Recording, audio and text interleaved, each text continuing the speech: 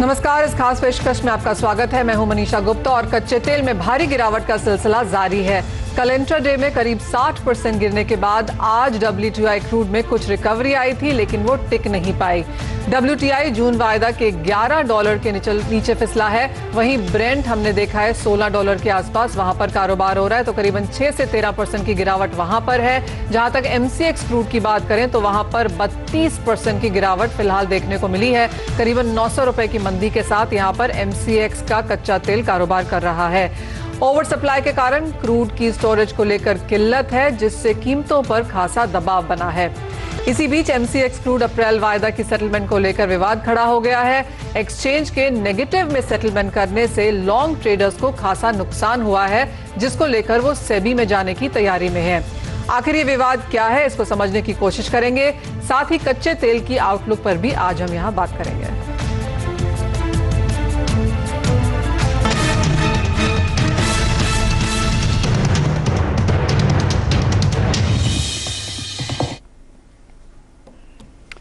MCX crude अप्रैल वायदा में settlement को लेकर क्या विवाद है, इस पर सबसे पहले अपने सहयोगी मनीष देसाई के पास जाना चाहूंगी। Manish, of course nearly 400 crore का नुकसान यहां पर है जो लोगों ने लॉन्ग होल्ड किया था। क्या सुन रहे हैं आप? आपकी ब्रोकर से यहां पर बात हो रही है, क्या है पूरा मसला? बिल्कुल, देखिए कल दोपहर में MCX ने एक लेटर जारी किया और उन्होंने कहा कि एक्सचेंज जो है अपना टाइम 30 तारीख से बढ़ा के रात के 11:30 बजे तक कर रहे हैं।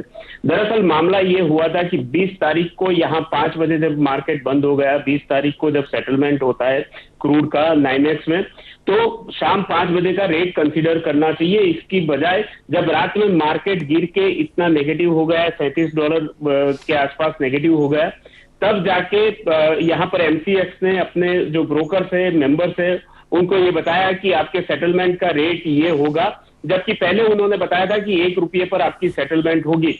लेकिन अब मामला ये फंस रहा है कि जो ब्रोकर्स है, ट्रेडर्स है, वो अपनी सेटलमेंट कैसे करे, क्योंकि जिसने ₹1 लाख का माल दिया है वो तो जीरो हो ही गया, ऊपर से उसको ₹2 लाख, ₹3 लाख ऊपर से अपनी जेब से देने पड़ रहे हैं। मतलब ये पूरे का पूरा जो है वो घाटा इनको उठाना पड़ेगा। हमारी जो ब्रोकर से बात हो रही है उनका कहना यह है कि CME 9X ने जो अपने ब्रोकर्स है उनको बताया था कि अभी के जो हालात बने हुए हैं उसमें कीमतें जो है कहीं भी जा सकती है, नेगेटिव हो सकती है, तो आप अपने सिस्टम को उस हिसाब से ठीक कीजिए। लेकिन कोई भी एक्सचेंज ने, MCX ने ना अपने मेंबर्स को बताया ना किसी और को बताया। इसके अलावा जब शाम 5 बजे यहाँ पे ट्रेडिंग बंद हो गई, तो ये कितना वाजिब है कि रात में 11:30 या 12 बजे जो 9X में क्लोजिंग हुई उस रेट पर वसूली की जाए। तो इसको लेके यहाँ के ब्रोकर्स काफी चिंतित है, क्योंकि ये 400-450 करोड़ रुपए का लॉस उनको उठाना पड़ा और ये सीधे सीधा लॉस ही है। एब्सोल्युटली मनीष, क्लियरली लॉस है। और जो हमारी MCX से बात हुई है उसके हिसाब से उन्होंने कहा है कि जो पेन्स हैं, यानी कि जो 400-450 करोड़ के बीच के जो लॉसेस हैं वो ऑलरेडी पेन कर लिए गए हैं, यानी कि ब्रोकर्स के अकाउंट से उसको डेबिट कर लिया गया है। तो जितने भी लॉसेस थे लॉन्ग पोजिशन होल्डर्स को, वो ऑलरेडी एक्सचेंज ने यहाँ पर पेन के तौर पर पूरे कर लिए हैं। MCX से जो लेटेस्ट इन्फॉर्मेशन है उसके हिसाब से हार्डली या बहुत ही छोटा सा शॉर्टफॉल अभी फिलहाल यहाँ पर है, ज्यादातर पैसा यहाँ पर रिकवर कर लिया गया है। लेकिन बात यही है कि कितना वाजिब है ये, क्या इसके लिए मेंबर्स यहां पर तैयार थे? क्या यही सीन जो हमने WTI में होते हुए देखा है, क्या वही काफी हद तक सिंगापुर में, DGCX में और बाकी जो कच्चे तेल के बड़े एक्सचेंजेस हैं वहां पर भी क्या इसी तरह के नॉर्म्स अपनाए गए हैं? हमारे साथ हैं CPI के president Narendra Wadhwa, angel commodities के अनुज गुप्ता, LKP सिक्योरिटीज के जतिन त्रिवेदी और एक्सिस सिक्योरिटीज के सुनील काटके। आप सभी का हमारे साथ स्वागत है। अनुज, आपसे पहले जानना चाहेंगे किस तरह की कंसर्न्स हैं, क्योंकि काफी बड़ा पैसा ब्रोकर्स के अकाउंट से यहां पर चला गया है। एक प्राइसेस में मूवमेंट होती है वो दूसरी बात होती है, लेकिन खत्म होने के बाद सेटलमेंट नेगेटिव पे करना कितने ब्रोकर्स इसके लिए तैयार थे और एज ऑफ नाउ आप लोग क्या करने वाले हैं? Manisha ji, good morning. देखिए, कंसर्न सिर्फ यही है कि जो कमोडिटी के भाव है वो नेगेटिव में जाते हुए दिखाई दिए हैं, क्योंकि जो एक्सचेंज ने सेटलमेंट किया है वो तो एज पर गाइडलाइन ही किया है, क्योंकि जैसे प्रायर कॉन्ट्रैक्ट्स का सेटलमेंट होता है वैसे ही एक्सचेंज सेटलमेंट किया है। सिर्फ कंसर्न ये है कि एक कमोडिटी का भाव नेगेटिव कैसे जा सकता है, और कंसर्न ये है कि अगर नेगेटिव गया था तो जीरो पर CME की तरफ से उसको रोका क्यों नहीं गया, क्योंकि ये एक बड़ा कंसर्न है। क्योंकि उसी दिन हमने देखा था कि कनाडा के अंदर भी जो भाव थे वो नेगेटिव जाते हुए दिखाई दिखाई दिए थे, और जितने भी इंटरनेशनल एक्सचेंजेस है सभी के अंदर भाव नेगेटिव चले गए थे। तो कंसर्न ये है कि उसको जीरो के ऊपर ही क्यों नहीं, उसको जो ट्रेडिंग थी उसको बंद क्यों नहीं किया गया। तो सबसे बड़ा कंसर्न ये है कि नेगेटिव में भाव, कमोडिटी के भाव कैसे जा सकते हैं। जी हाँ, एब्सोल्युटली। और स्पेशली जब भारतीय ब्रोकर्स को यहाँ पर उसको पोजीशन क्लोज करने का मौका भी नहीं दिया गया, क्योंकि बाकी एक्सचेंजेस में हमने यहाँ पे प्राइसेस नेगेटिव होते हुए देखे, लेकिन वो लोग उस वक्त वहां पर ट्रेड कर रहे थे। जतिन, वही सवाल आपसे भी है कि लोग बाकी एक्सचेंजेस में कारोबार कर रहे थे इवन एज प्राइसेस नेगेटिव जा रहे थे, तो उन्हें मौका मिला ट्रेड से बाहर निकलने का। लेकिन इंडियन मार्केट्स में क्योंकि 5 बजे कारोबार बंद हो गया और सारा का सारा मेहम उसके बाद यहाँ पर खुलता हुआ नजर आया, तो एज ब्रोकर्स कम्युनिटी अब आप इसको कैसे फॉलो कर रहे हैं? आप लोगों की सेबी से क्या बात है? और क्योंकि काफी हद तक ये खबरें भी हैं कि लीगल रिकोर्स भी यहां पर लिया जा सकता है। मनीषा जी, इसमें एहतियात यही बरतना था कि एमसीएक्स को बहुत ही पहले एक्सपायरी के 2-3 दिन पहले ही एक सर्कुलर जारी करना जरूरी था, जहां पर उन्होंने ये बोलना चाहिए था कि 5 बजे के रेट के हिसाब से उनको सेटलमेंट करना चाहिए था। क्योंकि हमारा वायदा कारोबार 11:30 तक रहता है, लेकिन अभी 5 बजे तक ही है, तो उसके हिसाब से सिर्फ 5 बजे तक की सेटलमेंट प्राइस लेनी चाहिए थी। सबसे पहला स्टेप ये होना चाहिए था। जबकि ये स्टेप नहीं लिया गया है, तो पहले से एहतियात करना जरूरी था कि प्राइसेस में मैनिपुलेशन हो सकता है, फ्लक्चुएशन ज्यादा हो सकती है। और जहां तक नाइमेक्स ये चीज डिक्लेयर की थी कि प्राइसेस जो है वो बहुत ज्यादा वीक है और ज्यादा माइनस में भी दिखा रहे हैं, आगे चलते हुए दिखा सकता है सेटलमेंट के प्राइसेस जो है वो, तो ये स्टेप्स जो है बहुत पहले ले देनी चाहिए थी। अब जो है ये बहुत बड़ी पैनिक सिचुएशन है, बायर्स के लिए बहुत ज्यादा जजमेंटल जो है वो अच्छा नहीं रहा है, बिकॉज उन्हें ये पूरा पोजीशंस जो है एग्जिट करने का मौका नहीं मिला है 5 बजे के बाद। तो ये प्राइसेस को लेकर जो नेगेटिव में जाना है, और सबसे पहली बात M6 के टर्मिनल्स पे ये डेफिनेटली जो नेगेटिव प्राइस जो है ये हम लाइव मार्केट्स में भी नहीं देख पाते थे। तो उस वक्त अगर ये मार्केट जब लाइव होते तब भी ये प्रॉब्लम होता। तो यहाँ पर हमें एहतियात बहुत पहले ही ले लेनी चाहिए थी कि पार्टिसिपेंट्स को ये अवेयरनेस देनी चाहिए थी कि प्राइसेस को लेकर हम सेटलमेंट जो है वो इस तरह से करने वाले हैं। पहले से ही एहतियात बरतनी बहुत जरूरी थी, क्योंकि नहीं बरती गई है और ये बहुत ही नेगेटिव इंपैक्ट होने वाला है ऑल कमोडिटी ट्रेडर्स के लिए। एब्सोल्युटली। और जैसे कि इस वक्त हम देख सकते हैं कि अंतर्राष्ट्रीय बाजारों में 6 से 12% की गिरावट कच्चे तेल में है, लेकिन भारतीय बाजारों में कच्चा तेल 36% इस वक्त यहां पर नेगेटिव में है। तो क्लियरली काफी ज्यादा पेन या कंसर्न यहां पर ब्रोकर्स के लिए है, जो अपनी पोजीशंस यहां पर हल्की करते हुए नजर आए हैं। सुनील काटके भी हमारे साथ यहां पर मौजूद है। सुनील, आप क्या कहेंगे, किस तरह का रिकोर्स यहां पर ब्रोकर्स फिलहाल लेने की कोशिश कर रहे हैं, क्योंकि लॉसेस बड़े हैं, एमसीएक्स ऑलरेडी यहां पर पेन्स पूरे कर चुका है, बाकी कमोडिटीज में कारोबार करने के लिए क्या आप लोग एज ऑफ नाउ फंड्स लगा रहे हैं? किस तरह की बातचीत यहां पर एक्सचेंज और सेबी के संग है? देखिए, आई थिंक मेंबर्स कम्युनिटी तो उसको हाई कोर्ट तक लेके जाएगा, क्योंकि जो लॉजिक्स अभी जो अपने दूसरे एक्सपर्ट्स ने हाईलाइट किया कि प्राइसेस को नेगेटिव ट्रेडिंग का प्लेटफॉर्म इंडिया में अवेलेबल नहीं है। और 15 अप्रैल को सीएमई ग्रुप ने एक एडवाइजरी कमेटी के द्वारा बताया भी था कि नाइमेक्स पे जो क्रूड ट्रेड हो रहा है वो करंट सिचुएशन के हिसाब से नेगेटिव भी ट्रेड हो सकते हैं। अगर ऐसा ही कोई स्टेटमेंट इंडियन मार्केट में भी अगर आ जाता तो शायद मेंबर्स जो है थोड़ा कॉशियस कॉल ले सकते थे पहले ही, जो कि नहीं हुआ मेरे ख्याल से, क्योंकि ऐसा हुआ नहीं है 17 साल में कभी। तो हो सकता है कि ये एक बड़ा कारण रहा जिसकी वजह से अनकवर्ड में चले गए।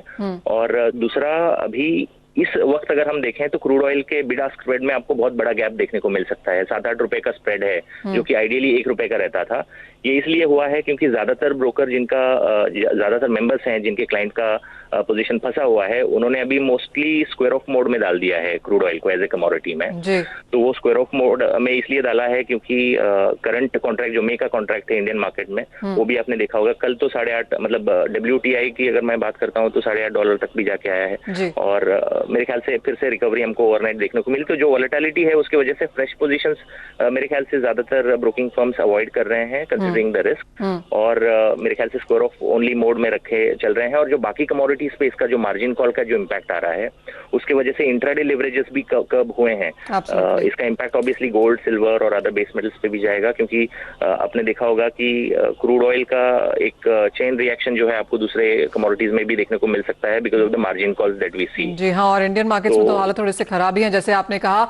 सीपीआई के नरेंद्र वाधवा भी हमारे साथ हैं। नरेंद्र जी, हम ब्रोकर्स कम्युनिटी से यहाँ पर बात कर रहे हैं जो क्लियरली खुश नहीं है जिस तरह से एक्सचेंज ने यहाँ पर नेगेटिव सेटलमेंट किया है, वो भी बाजार बंद होने के बाद, और बाजार इसके लिए तैयार भी नहीं था। आगे यही जानने की कोशिश हम यहाँ कर रहे हैं कि ये तो ब्रोकर्स की बात है, लेकिन ये पैसा वो मेंबर्स, क्लाइंट से भी वसूलेंगे। आगे क्या रिकोर्स है, क्या कुछ एक्सपेक्ट किया जा सकता है एज एन एसोसिएशन? अब आप यहाँ पर क्या कदम उठा रहे हैं? नमस्कार मनीषा जी। अनप्रेसिडेंटेड टाइम है और ये पहली बार हुआ है, जैसे दूसरे स्पीकर्स ने बोला है कि नेगेटिव में कोई कमोडिटी को पहली बार देखा है। हमारे ट्रेडिंग प्लेटफॉर्म इसके लिए रेडी नहीं थे, जैसे अभी सुनील ने भी बोला। मेंबर्स के अंदर पे इन तो पूरा हो गया और पे आउट भी पूरा हो गया है। मेंबर्स एंड पे कोई मेजर कोई डिफॉल्ट अभी नहीं अपेरेंटली आ रहा, और क्योंकि कल मैं इंटरव्यू सुन रहा था एमसीएक्स के एमडी का कि वहां पर कोई इशू नहीं है, बट क्लाइंट एंड पे ये रिकवरी मेंबर्स के लिए बहुत मुश्किल हो जाएगी। क्लाइंट से रिकवर करना ये पैसा बड़ा मुश्किल हो जाएगा, क्योंकि आप इसका लॉजिक सुनिए कि अगर कोई एसेट 100 रुपए की है तो उसकी मैक्सिमम लॉस जो उसमें हो सकता है वो 100 रुपए हो सकता है। उसको रिकवर 300 रुपए का लॉस उसमें होना ये थोड़ा सुना नहीं था, इलॉजिकल है।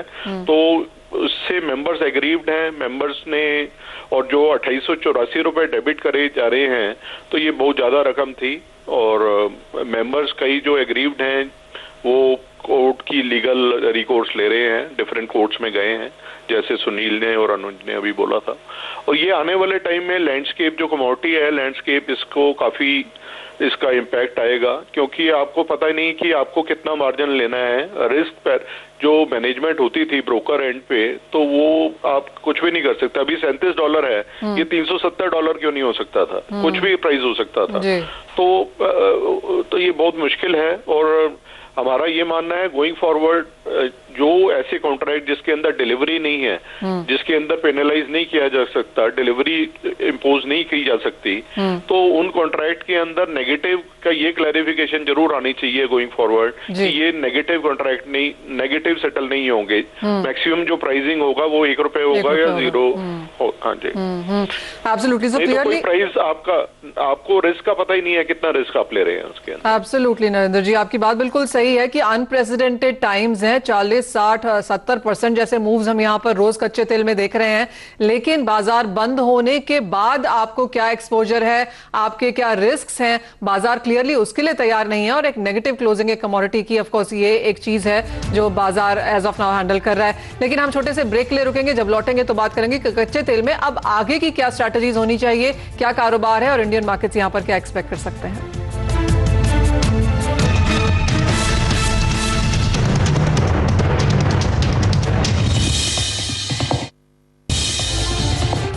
आपका स्वागत है और बात हम कर रहे हैं यहां पर कच्चे तेल की, जहां पर उठापटक तो प्राइसेस में है ही, लेकिन भारतीय बाजारों में ब्रोकर्स मेंबर्स ने यहां पर बड़ा नुकसान झेला है, क्योंकि एमसीएक्स ने यहां पर 2800 रुपए नेगेटिव में सेटलमेंट किया है।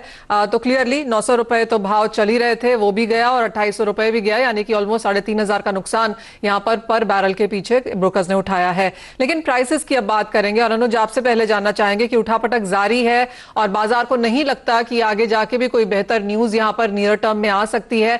ऐसे में कच्चे तेल के भावों को आगे जाता हुआ कैसे देखते हैं आप?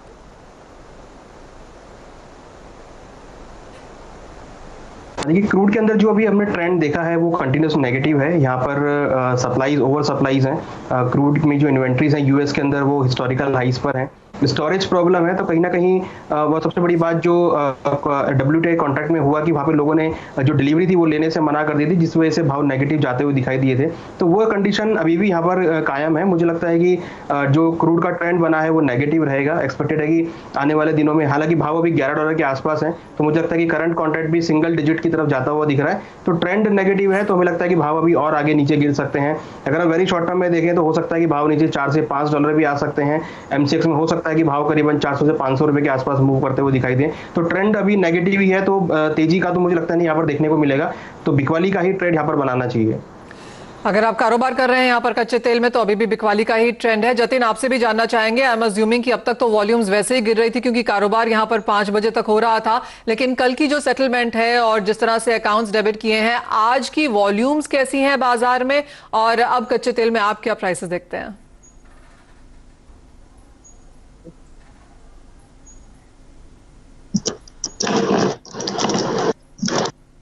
जतिन, आपको मेरी आवाज आ रही है? जतिन से संपर्क करने की कोशिश करेंगे। सुनील, वही सवाल आपसे भी है कि कैसा लगता है कच्चा तेल, अब यहां से क्या क्यूज हैं? देखिए, जैसे क्रूड ऑयल में मुझे लगता है कि ये बेरिश ट्रेंड पैनिक की वजह से भी है। जैसे अनुज ने हाईलाइट किया कि स्टोरेज कंसर्न्स हैं, तो अभी भी डिफॉल्ट होने के चांसेस हैं। तो जहां पे जाके बायर्स जो हैं डिलीवरी डिफर कर सकते हैं अभी भी, आगे वाले कॉन्ट्रैक्ट में भी। तो ये पैनिक सेलिंग की वजह से हमको सिंगल डिजिट में, वैसे भी कल हमने देखा ऑलरेडी सिंगल डिजिट में आ गया था WTI का कॉन्ट्रैक्ट, फिर से थोड़ा बहुत रिकवर हो गया ओवरनाइट। बट अभी मुझे M6 के फ्रंट पे अगर देखें तो 900 के प्राइसेस जो हैं, मुझे लगता है कि एक बार 600 के लेवल तक देखने को मिल सकते हैं इंडियन मार्केट में। और उसके बियॉन्ड मुझे नहीं लगता है कि उतना नीचे जाना चाहिए, क्योंकि अगर हम अगले कॉन्ट्रैक्ट का प्राइसिंग देखें, जैसे जून का कॉन्ट्रैक्ट हम देखें तो 500 रुपये प्रीमियम पे चल रहा है। इसका मतलब एक महीने के आगे का व्यू 500 रुपये प्रीमियम पे है। That means it shows some positivity, क्योंकि प्राइसेस अभी बॉटम आउट हो रहे हैं। ये पैनिक सेलिंग है और फंडामेंटल्स उतने वीक नहीं है जितना ये इंसिडेंट्स की वजह से प्राइसेस नीचे आए हैं। तो अगर हम 2-3 महीने का पर्सपेक्टिव देखें तो पोजिशनली बाइंग बन सकती है। बट ये कल का जो सिचुएशन हुआ, उससे पैनिक जो है आने वाले समय में 1-2 दिन रहेगा। तो शॉर्ट टर्म में अगर किसी को ट्रेड बनाना रहता है तो 600 रुपये या 500 रुपये का टारगेट करके बेचना चाहिए। और स्ट्रिक्ट स्टॉप लॉस मेरे ख्याल से 900 रुपये तक का, 1100 या 1050 रुपीज का स्टॉप लॉस मेंटेन करना चाहिए। और अगर पोजिशनली देखें तो मुझे लगता है कि आगे वाला कॉन्ट्रैक्ट हमको दर्शाता है कि 500 रुपये का premium is something which is fundamentally supportive. तो लॉन्ग टर्म में सेलिंग नहीं बनती है, इंट्राडे में करना है कर सकते हैं स्टॉप लॉस लगा के। एब्सोल्युटली। जतिन, आपसे भी जानना चाहेंगे, क्योंकि मैं एक ज़ेरोधा ने हमसे बात करी थी अर्लियर, उन्होंने कहा कि जिस तरह से कच्चे तेल में कल यहां पर एक्सचेंज की तरफ से सेटलमेंट आई है, उससे उनकी कमोडिटी आर्म जो है उसका 10% नेटवर्थ वो गवा चुके हैं कल की मूव के बाद ही। तो क्लियरली यहां पर चिंताएं तो हैं ही। आप वॉल्यूम्स कैसे देखते हैं अगले 2-4 दिन के लिए, और प्राइस व्यू क्या है? मनीषा, वॉल्यूम्स जो है वो कहीं ना कहीं बरकरार रहेंगे, क्योंकि प्राइस जो है वो कहीं ना कहीं वॉलेटिलिटी ज्यादा दिखा रही है। तो पार्टिसिपेशन लोग तो करने ही वाले इंट्राडे पर्सपेक्टिव से स्पेशली। तो एडवाइस हम लोग यही दे रहे हैं कि अगर किसी को करना भी है ट्रेड तो सिर्फ इंट्राडे पर्सपेक्टिव करना चाहिए, कैरी ओवर नहीं करना चाहिए position, because every day in and out there is strong gap up gap down. So it is best to just do it intraday perspective and do not carry it over. यानी कि day trade ही यहां पर करें, carry forward ना करें। वो clearly हम देख चुके हैं कि उसका किस तरह का नुकसान हो सकता है। मिस्टर वाधवा, एक फाइनल कमेंट आपसे लेना चाहेंगे कि किस तरह के मूव या किस तरह के स्टेप्स अब एज एन एसोसिएशन ब्रोकर्स के संग मिलकर क्या बातचीत हो रही है, अगला स्टेप क्या है?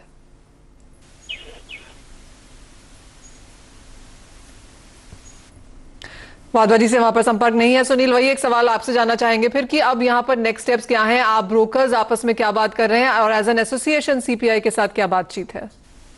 आई थिंक गाइडलाइंस को थोड़ा स्ट्रेंथन करना चाहिए। हालांकि 17 साल में ऐसा इंसिडेंट नहीं हुआ है, तो इसका मतलब ये नहीं कि आगे नहीं होगा, जैसे कल हमने देखा, परसों हमने देखा।